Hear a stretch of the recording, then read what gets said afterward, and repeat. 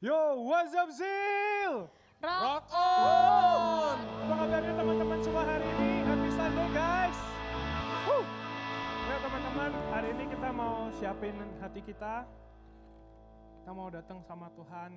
Kita mau nikmatin hadiratnya Tuhan hari ini yang begitu nyata di dalam kehidupan kita. Nah kita tahu apapun yang mungkin lagi teman-teman alami, apapun yang lagi teman-teman rasain, Dia adalah Tuhan yang setia. Yuk kita mau belajar untuk percaya sama-sama bahwa hidup kita nggak pernah lepas dari tangan Dia. Dan mungkin ketika kita ngadapin sesuatu, yuk belajar sama-sama untuk kita serahin dan kita percaya sama Dia sepenuhnya. Kita datang sama Tuhan.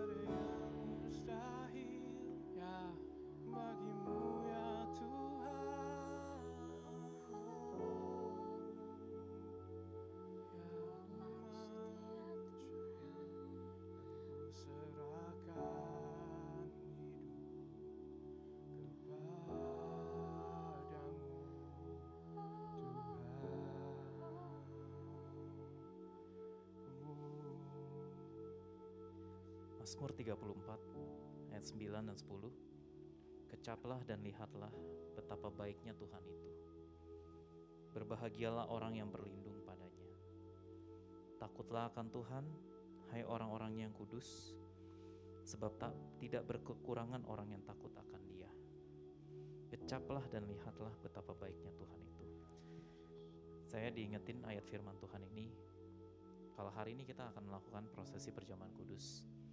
Dari dulu saya suka bertanya-tanya gitu. Dengan kita percaya dan mengaku Tuhan sebagai Tuhan Juru Selamat itu sebenarnya kan cukup. Tapi kenapa Tuhan mencontohkan sesuatu hal yang Dia bilang, lakukan ini jadi peringatan akan aku. Ternyata di luar dari pemikiran saya gitu ya, Tuhan tuh sangat brilian. Dia menjawab kebutuhan buat orang-orang yang daya tangkapnya gak hanya visual, gak hanya audio, tapi kinestetik. Orang-orang yang mungkin kinestetik ini dia menerima sesuatu informasi akan lebih kuat, lebih tahan lama, lebih ngerti, lebih masuk ketika dia mempraktekkannya. Mari kita bisa ambil biskuit, kita bisa ambil minuman manis, mungkin sirup, teh. Kita bisa sama-sama mau praktekkan. Kalau hari ini kita mau melakukan perjamuan kudus, sebelumnya kita mau sama-sama sembah Tuhan dulu.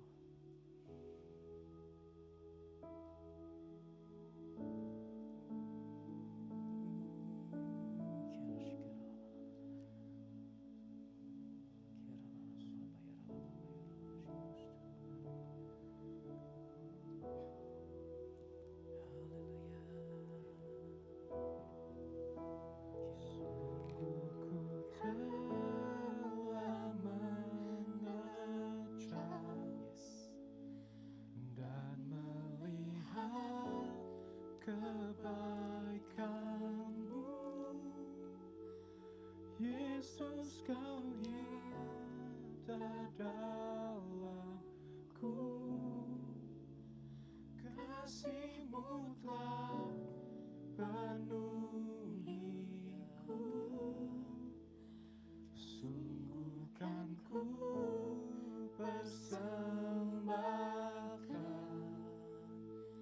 seluruh hidupku, Tuhan. Yesus, Kau nyata dalamku. Hanya Kaulah bagianku selamanya. Selamanya Tuhan percaya.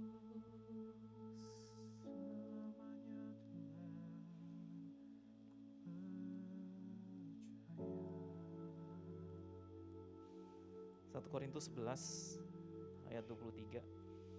Sebab apa yang telah kuteruskan kepadamu telah aku terima dari Tuhan, yaitu bahwa Tuhan Yesus pada malam waktu Ia diserahkan mengambil roti, dan sesudah itu Ia mengucap syukur atasnya, Ia memecah-mecahkannya dan berkata, inilah tubuhku yang diserahkan bagi kamu, perbuatlah ini menjadi peringatan akan aku.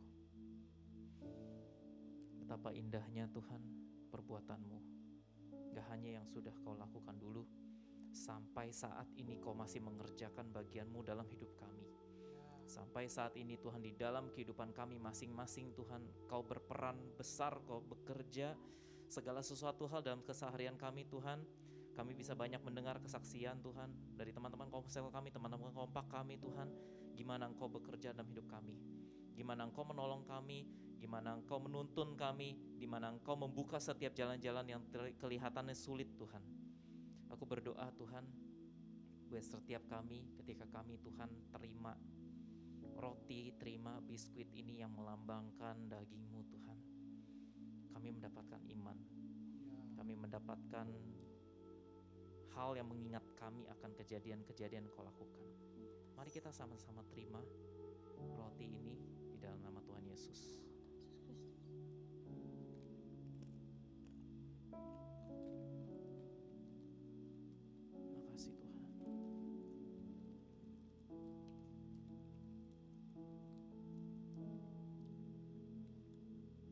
Demikian juga ia mengambil cawan sesudah makan, lalu berkata, "Cawan ini adalah perjanjian baru yang dimateraikan oleh darahku.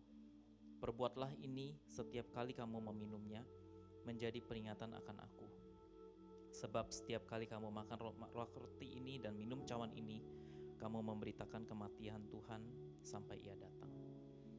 Terima kasih Tuhan Yesus untuk darah-Mu yang tercurah, darah-Mu yang menebus hidup kami, yang membebaskan, melepaskan, yang memberikan kami pengharapan di dalam perjanjian yang baru, di dalam satu komitmen yang baru di dalam Engkau Tuhan. Mari teman-teman, sampaikan komitmen pribadimu kepada Tuhan saat ini. Dia adalah Allah yang tidak pernah menuntut, Dia adalah Allah yang tidak pernah menghakimi. Dia hanya satu hal yang Dia bisa, mengasihi. Hanya satu hal yang Allah bisa, mengasihimu.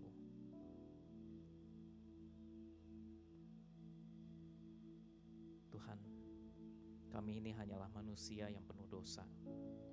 Kami adalah manusia yang tidak sempurna. Jiwa kami rusak Tuhan.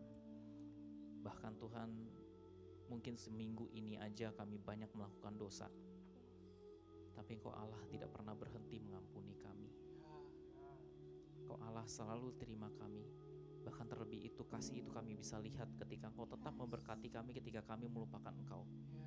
Kalau kami Tuhan mendengar firman Tuhan hari ini, kami mendengar ayat ini Tuhan, biar ini jadi peringatan akan kami bisa mengingat Engkau kembali Tuhan. Betapa Engkau begitu baik buat kami. Mari kita terima di dalam nama Tuhan Yesus.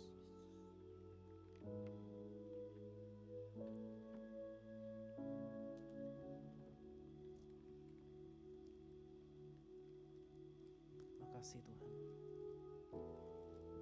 Makasih Tuhan.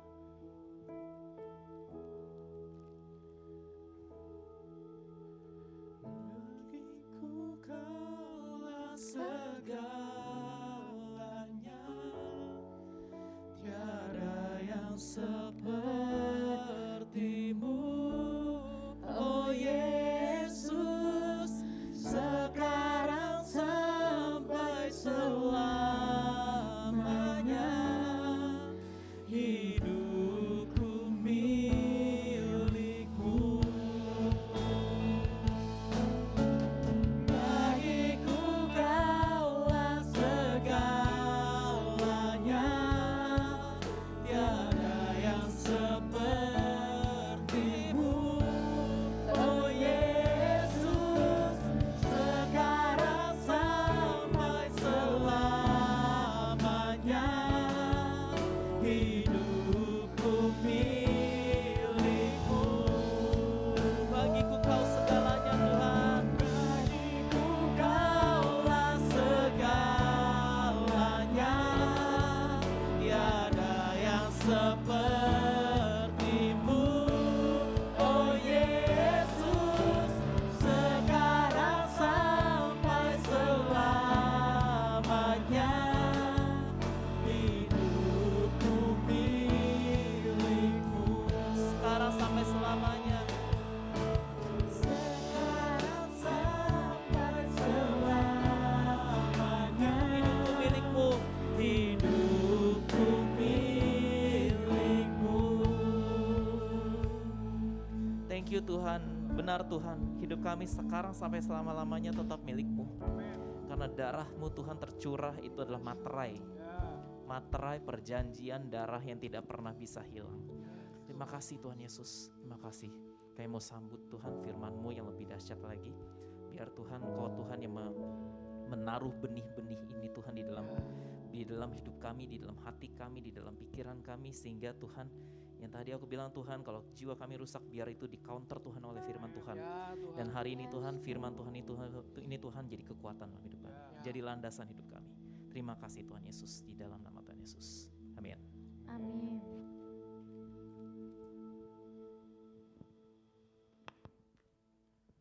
What's up Zil? What's up Zil? Oke, thank you guys yang di KTC sudah membuat gue tidak awkward saat gue ngomong. Apa kabar teman-teman yang di rumah? Ayo, gue tau lu pada belum menjawab. Ayo dijawab. Apa kabar teman-teman yang di rumah? Nah, gak berasa ya teman-teman, ini udah bulan November ya. Udah tanggal 1 kalau gak salah. Mesti sih tanggal 1 waktu ini tayang ya. Gak terasa udah November, bentar lagi Desember, bentar lagi 2021, udah mau setahun aja. Teman-teman udah ngalamin apa setahun ini? Gue yakin sih yang dialamin pasti banyak dan beragam. Nah oleh karena itu hari ini gue mau menyampaikan sesuatu yang bisa kita bawa nih ke depannya. Bawanya tuh bukan cuma sekedar bawa, oke, gue mau melakukan ini, oke, gue mau melakukan itu.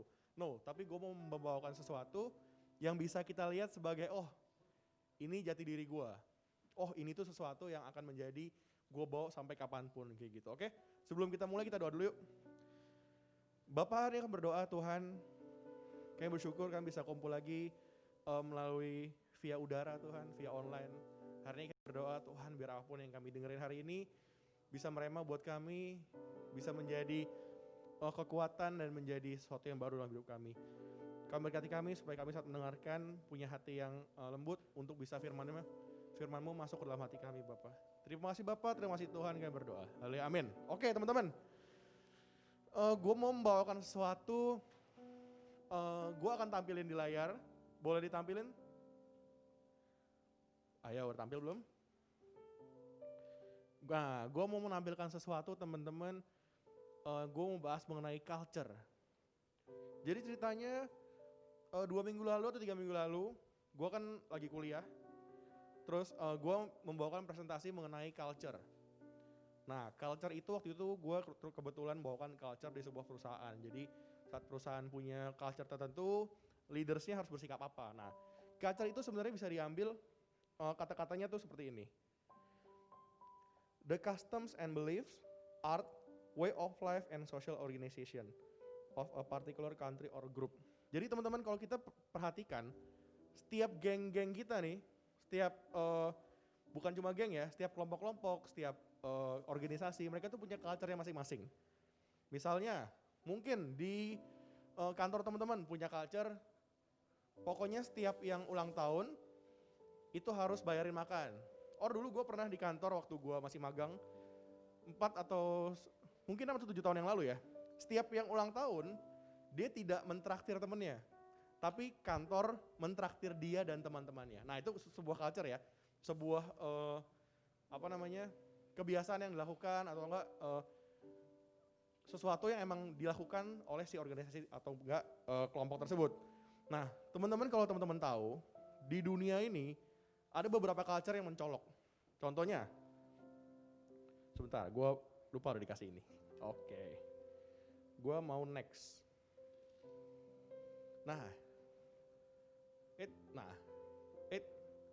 Oke, contohnya adalah hippie. Teman-teman pernah dengar? Nah, hippie itu teman-teman muncul di Amerika sekitar tahun 1960. Jadi waktu itu ada pergerakan, kalau nggak salah tuh dia menentang peperangan, terus akhirnya dia culture-nya terbentuk namanya hippie. Biasanya itu bisa dilihat dari orang-orangnya yang, kalau teman-teman suka lihat itu yang pakai rompi-rompi, pakai ikat yang tribal-tribal, terus yang dia lagunya tuh kayak psychedelic gitu yang terus dia biasanya ini contoh yang buruk ya, biasanya dia ngeganja gitu kan, terus dia lagunya yang gitu-gitu yang wah yang santai-santai gitu. Nah itu hippie teman-teman.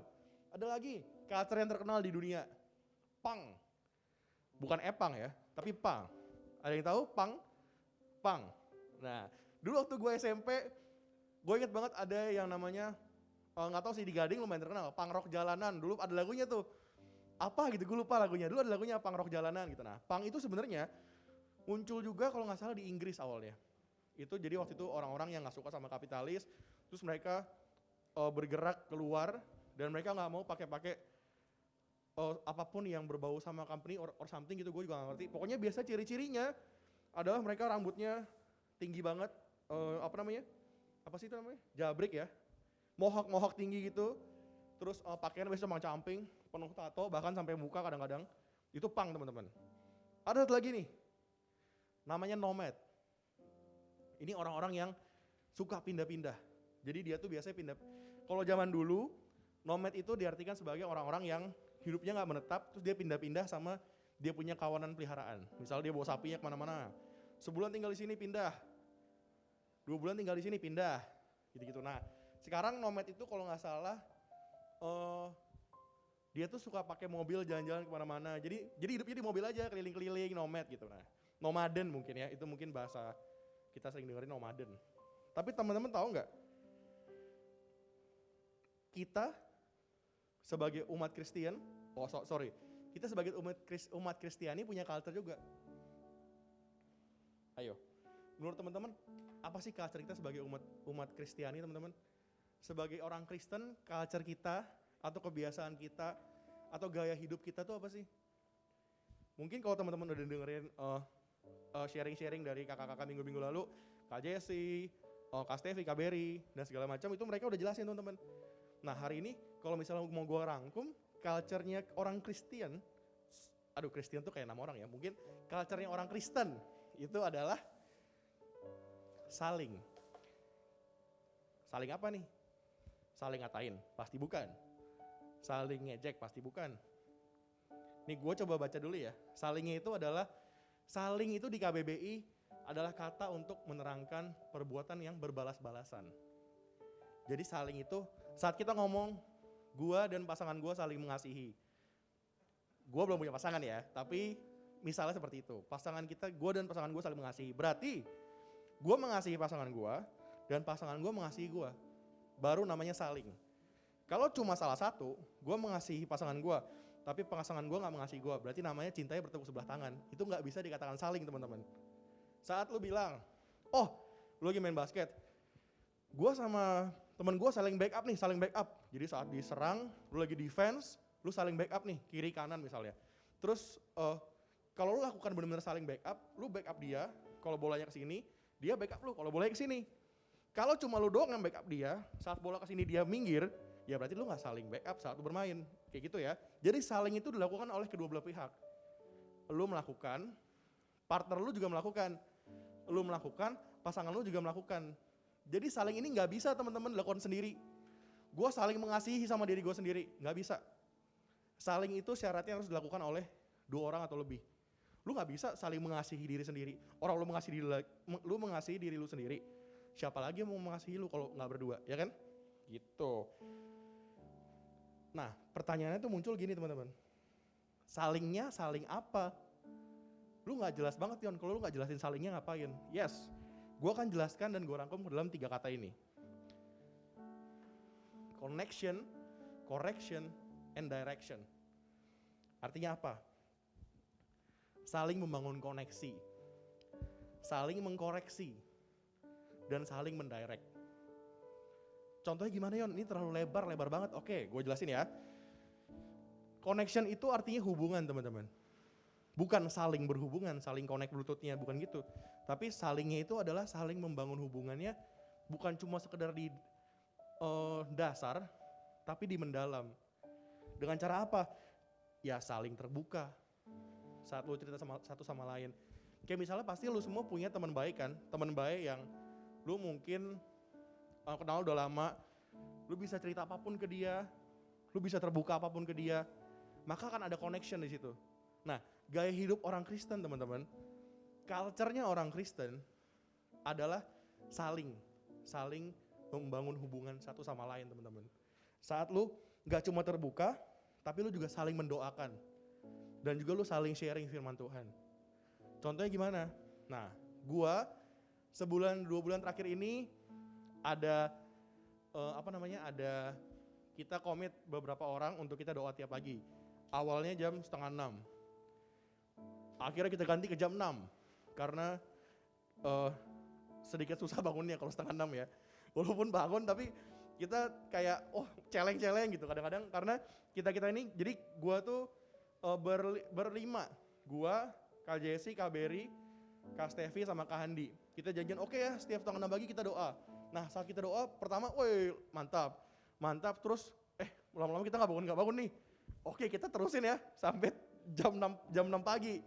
Akhirnya itu jam 6 pagi, lu pikir berhasil, tapi masih ada gagalnya. Nah disitulah saat lu berkomitmen untuk mengambil keputusan satu sama lain ya. Oke kita mau berdoa ya, kita mau melakukan bangun koneksi ini satu sama lain. Di situ kita nggak cuma ngobrol, kemarin main bola misalnya Liverpool kalah atau enggak, gue nggak ngerti bola ya. Liverpool menang, kalau nggak kita ngomongin basket yang kadang-kadang kemarin playoff dan segala macam gitu-gitu. Nggak cuma gitu, tapi kita saling terbuka, saling mendoakan, dan saling sharing. Sharing apa? Firman Tuhan teman-teman. Terbukanya, contohnya waktu itu waktu itu ada sekali kita lagi berdoa, gue cuma lagi beberapa gitu, terus Kak Stevi cerita tentang dia lagi mengalami apa. Nah dengan saat lu terbuka, koneksi lu terbangun teman-teman. Saat koneksi lu terbangun, lu tuh tergerak untuk berdoa untuk satu sama lain.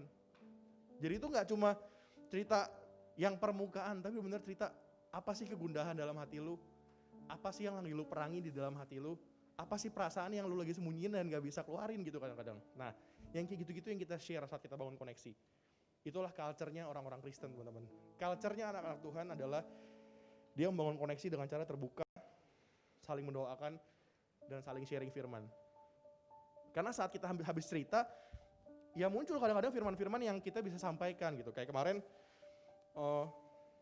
ada beberapa kali KBRI habis cerita dan segala macam, terus dia share di grup pemuritan kita ayat mengenai apa, misalnya gitu. Dia itu beberapa kali dilakukan dan itu memberkati banget. Terus yang kedua, correction. Correction ini maksudnya apa nih? Kan lu bangun hubungan, masa katanya lu mau deket, tapi kok lu malah menilai orang lain, lu ngejudge orang lain, no. Koreksi beda dengan menilai orang lain teman-teman. Saat lu menilai, lu cuma ngomong gini, misalnya, kita semua kenal sama Kohadi ya, Kohadi. Misalnya Kohadi nih, Kak Hadi, dia pakai baju warna biru, woi birunya butek banget tuh, itu menilai. Kalau mengkoreksi, birunya butek nih kalau di kamera, kayaknya Kohadi minggu depan pakai biru yang lebih cerah deh, jadi lebih cerah mukanya. Nah, mengkoreksi itu lu bisa memberikan satu solusi untuk orang itu menjadi lebih baik. Bukan cuma menilai atau ngejudge orang itu kenapa. Nah, dalam culture orang Kristen, kita itu biasanya harusnya itu kita saling mengkoreksi teman-teman. Contohnya, waktu itu kita berlima yang sepakat doa tadi, ada beberapa nggak bangun. Kita ada yang, sorry ya gue nggak bangun, mengkoreksinya gimana? Oh iya, it's okay nggak apa-apa. Tapi besok kita coba lagi ya. Besok kita lakukan lagi. Besok kita bareng-bareng bangun ya. Gagal lagi nggak apa-apa. Oke, besok kita lagi ya. Lu pasti bisa. Mungkin tidurnya jam malam-malam, misalnya kayak gitu. Kayak contohnya kemarin ada kita mau doa bareng. Ini yang gue lihat contoh koreksi yang emang benar-benar tuh baik dan koreksinya tuh emang membuat orang jadi lebih baik. Kita mau doa Faskom ceritanya teman-teman, jam 9 malam. Waktu itu gue nggak bisa karena gue lagi mesti pergi dan segala macam. Terus ada beberapa komen, si KBRI ngomong, ini benar-benar contoh mengkoreksi yang menurut gue ya. Oh gue telat ya karena A. KBRI bilang, oh ya udah nggak apa-apa, tapi A-nya nanti dulu aja. Mestinya lu doa dulu, baru ini. Kayak gitu. Jadi benar-benar mengkoreksi itu lu kasih solusi, bukan cuma menilai. Kok lu parah sih lu nggak ikut gini? Kok lu parah sih lu nggak melakukan apa yang kita janjian gitu. Nah, bukan cuma gitu teman-teman, tapi benar-benar mengkoreksi, memberikan saran dan memberikan apa yang bisa membuat teman lu tuh jadi lebih baik lagi. Yang ketiga, direction. Nah, direction ini bisa juga kita sebut biasanya saran teman-teman. Saat temen lu cerita, temen lu lagi terbuka tentang apa yang membuat hatinya gundah, apa yang membuat hatinya merana misalnya gitu. Ya sebagai teman sekomunitasnya bukan tepat kalau kita cuma ya udah nggak apa-apa. Tapi kita juga bisa memberikan saran. Kayaknya lu nggak kayak gini deh. Kayak lu nggak harus merana kayak gini. Tuhan tuh baik buat lu. Lu tuh nggak harus memikirkan misal habis putus. Lu nggak mesti memikirkan cewek lu kayak gitu. Tuhan sediain yang terbaik buat lu. Nggak apa-apa ya. Yuk move on yuk. Memberikan saran-saran kayak gitu teman-teman. Saran-saran yang membuat orang itu bisa berbalik dari keadaan yang terpuruk menjadi keadaan yang lebih baik. Dari keadaan yang menurut mereka, aduh gua kayaknya udah gak bisa. Tapi saat lu memberikan saran, saat lu melakukan fungsi direction ini, lu bisa membuat teman lu jadi lebih semangat, bisa berubah keadaannya. Itulah culture-nya orang-orang Kristen teman-teman. Itulah gaya hidupnya orang-orang Kristen. Saat dia melakukan saling, saat dia hidup berkomunitas dan dia saling mengkoreksi, saling bangun hubungan, dan saling memberikan saran. Jadi itu gak cuma lu ngobrol semata-mata ngobrol-ngobrol doang, terus ngobrol-ngobrol yang gak jelas doang, tapi benar-benar ngobrolnya deep banget dan benar-benar ngobrol yang emang ini kegundahan hati gue. Emang ini yang membuat hati gue gelisah. Dan saat lu cerita kayak gitu, teman-teman lu akan menasihati lu, teman-teman lu akan memberikan saran, teman-teman lu bahkan akan mengkoreksi lu kalau lu salah. Itulah gaya hidupnya orang-orang Kristen, teman-teman. Gaya hidup berkomunitas dan ibadah yang sejati itu yang kayak gitu. Bukan cuma yang datang tiap minggu, tapi yang ngumpul dan komitmen melakukan sesuatu, dan ngumpul dan gak cuma ngomong-ngomong doang, tapi komit.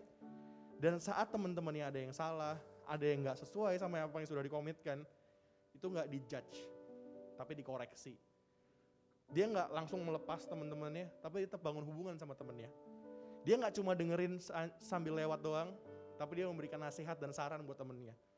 Itulah gaya hidupnya orang-orang Kristen. Dan itulah ibadah yang sejati, teman-teman.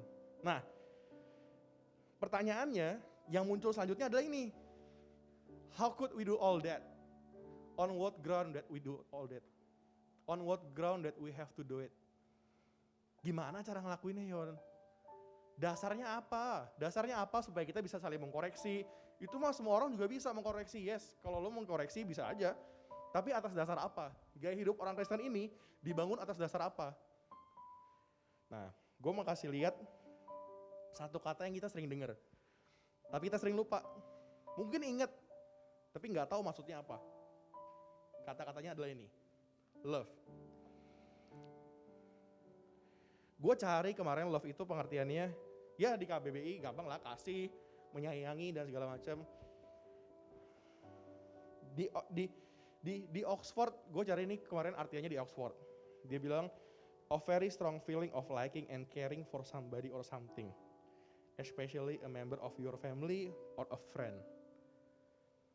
Kalimatnya yang mesti digarisbawahi adalah caring for somebody or something, especially a member of your family or a friend. Kasih ini juga, teman-teman sering dengar lah ya, kasih ini sabar, murah hati dan segala macam. Yes, saat lo melakukan gaya hidup orang Kristen harus dasari kasih. Tapi kenapa? Caranya gimana? Emang di Alkitab ada yang ngomong?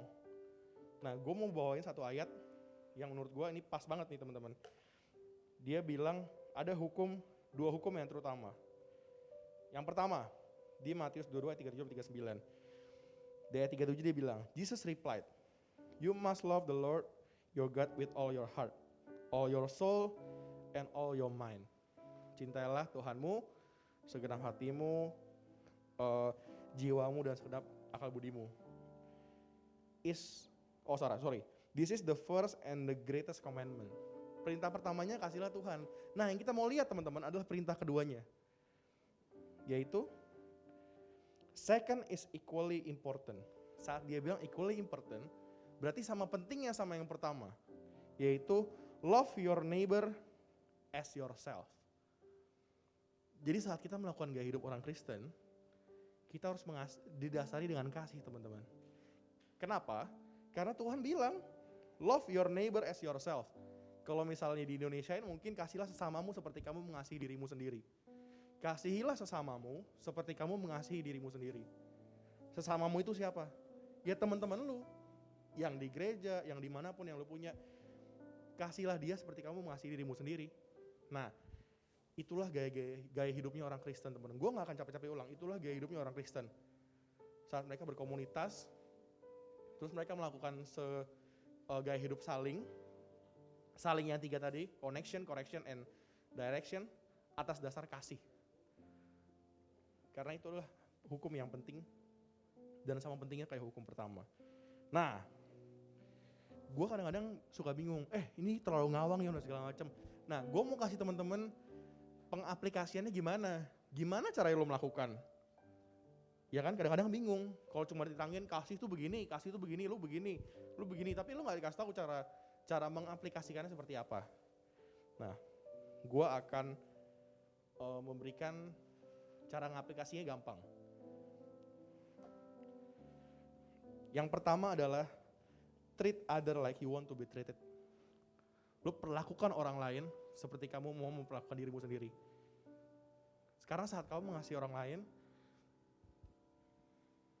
kamu pasti akan memperlakukan mereka seperti kamu mengasihi dirimu sendiri. Jadi paling gampang adalah untuk bertindak dengan kasih kepada komunitasmu, keluargamu, teman komselmu. Caranya gimana? Caranya, lu harus memperlakukan mereka seperti lu mau diperlakukan. Jadi lu nggak bisa waktu teman-teman lu melakukan suatu kesalahan, langsung lu marahin. Lu mesti mikir dulu, oh gue harus bertindak dengan kasih. Gue satu komunitas dan gue mau koreksi dia dan bukan cuma nilai dia doang. Bukan judging tapi correcting. Itu yang mau kita lakukan bareng-bareng teman-teman. Karena itulah gaya hidupnya orang-orang Kristen. Nah yang kedua adalah, look at others like you want to be look. Mungkin itu salah ya, treated. Gue salah copy, sorry.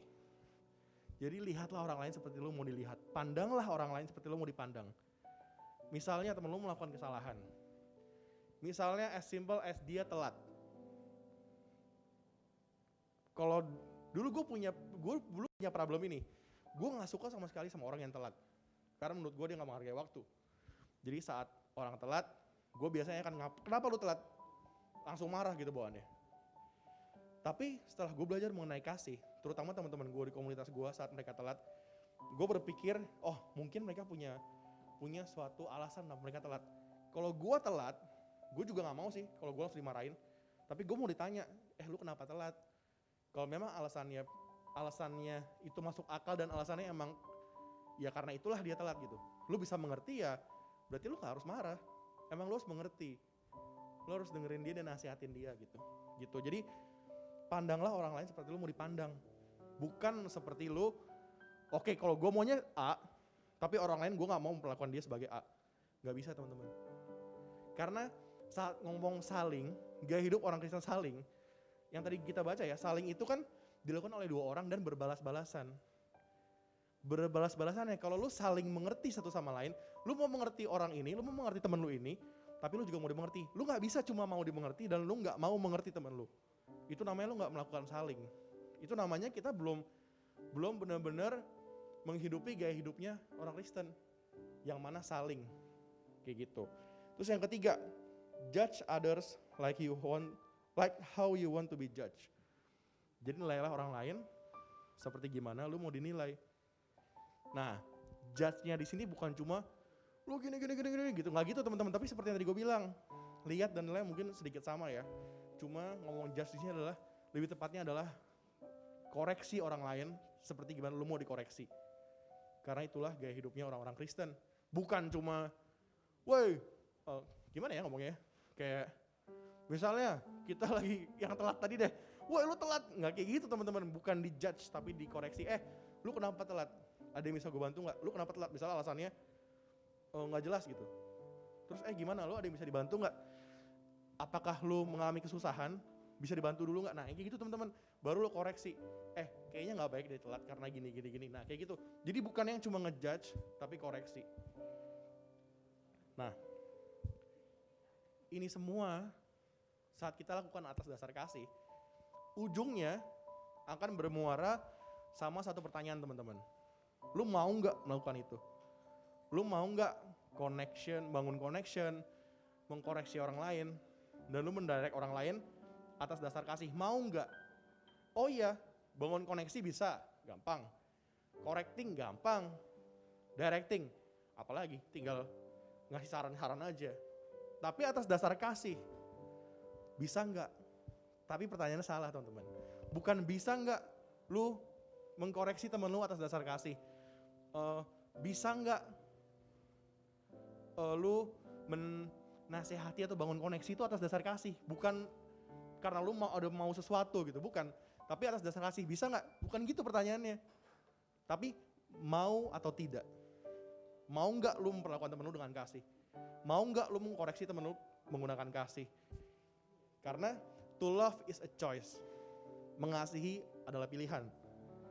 Jadi saat lu mau bangun hubungan sama temen lu, saat lu mau melakukan gaya hidup orang Kristen, yaitu saling atas dasar kasih, masalahnya bukan bisa atau tidak, mau atau tidak teman-teman. Kalau lu mau melakukan ini, just do it. Karena walaupun gak sempurna, kasih Tuhan yang menyempurnakan. Karena saat lu melakukan sesuatu itu, tapi lu merasa, kayaknya gue belum maksimal deh. No, saat lu menggunakan kasih Tuhan, lu gak akan maksimal melakukannya, tapi kasih Tuhan yang memaksimalkan. Saat lu menasihati teman lu. Nasihat lu gak akan pernah sempurna. Tapi kasih Tuhan yang menyempurnakan. Saat lu koreksi lu juga gak akan sempurna, men.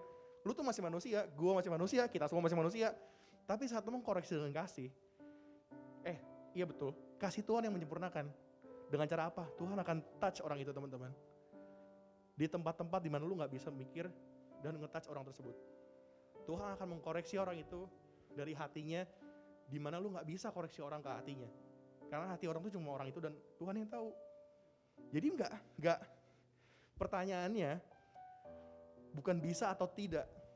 Satu mau melakukan gaya hidup orang Kristen yang mana saling dengan atas dasar kasih. Bukan bisa atau enggak, mau atau enggak. Karena to love is a choice. Mengasihi adalah pilihan. Jadi gue hari ini teman-teman mau encourage kita rame-rame untuk kita bisa bangun hubungan sama teman-teman kita nih.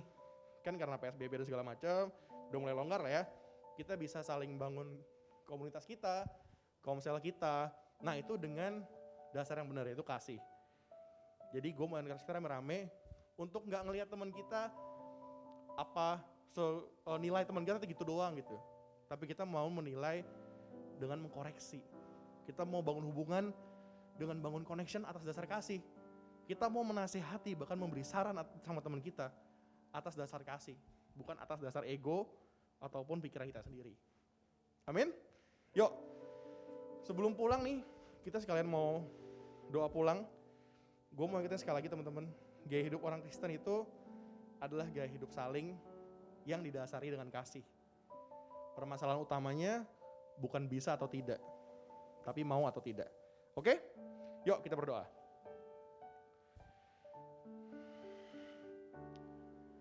Hari ini kami berdoa Tuhan, kami bersyukur kami bisa dengerin hari ini firman-Mu. Kami bisa dengerin apa yang jadi isi hati-Mu Tuhan. Hari ini Engkau yang berkati kami, Engkau yang pimpin jalan kami, Engkau yang koreksi kami Tuhan dengan kasih-Mu, supaya saat kami masih memandang komunitas kami, teman-teman kami, gak sesuai sama pandangan-Mu, gak sesuai sama kasih-Mu Tuhan, Engkau yang koreksi kami, Engkau yang nasihati kami. Karena hari ini kami mau melakukan gaya hidup orang Kristen, yaitu kehidupan saling menegur, saling bangun hubungan, saling mengkoreksi atas dasar kasih-Mu Tuhan, bukan yang lain. Bukan atas dasar ego kami, bukan atas dasar pikiran kami, bukan atas dasar keinginan kami doang Tuhan. Tapi kami gak mau itu semua, kami mau melakukan itu atas dasar kasih-Mu. Kau yang bantu kami Tuhan, saat kami melakukan sesuatu lagi nanti, kami bisa melakukan itu semua atas dasar kasih-Mu Bapak. Karena kami mau memilih untuk kami mau mengasihi. Bukan karena kami bisa, tapi karena kami mau Tuhan. Terima kasih buat berkat-Mu hari ini Bapak. Hari ini aku juga mau berdoa. Ibadah kami sudah selesai Tuhan. Hari ini Engkau yang berkati. Habis ini kami mau ngapain lagi. Engkau yang pimpin kami Tuhan. Kami mau istirahat di sisa minggu ini. Dan Engkau juga yang pimpin kami untuk memasuki 2 bulan terakhir 2020 ini dengan kasih-Mu Tuhan. Engkau yang koreksi kami terus. Engkau yang pimpin kami terus. Hari ini Zil pulang dengan berkat yang dari Allah Bapa, penyertaan dari Roh Kudus sampai kapanpun itu. Dan hari ini saat engkau pulang, saat engkau selesai ibadah ini, saat engkau udah matiin streaming YouTube-nya, hari ini engkau akan jadi pribadi yang baru, pribadi yang mau mengenal teman lu atas dasar kasih Tuhan. Dan engkau akan menjadi pribadi yang mampu untuk mengasihi teman lu no matter what, karena Tuhan udah mengasihi lu. Terima kasih Bapak, terima kasih Tuhan buat berkat-Mu hari ini. Kami bersyukur dan kami berdoa. Haleluya. Amin. See you minggu depan guys. Peace.